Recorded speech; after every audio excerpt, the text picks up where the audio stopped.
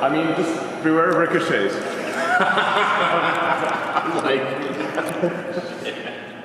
You might want to do it at a slight angle.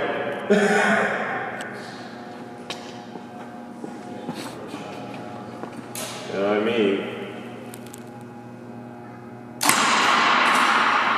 Look at that. There it is. Very light. Look at this. Blew the arrow apart. Nice. Yeah. Flatten the tip of the arrow. Look at the tip of the broadhead. That's impressive. Hey, cutie. Thank you. Well, now we know. So we just shot an arrow into it, and it barely scratched it. Barely scratched it.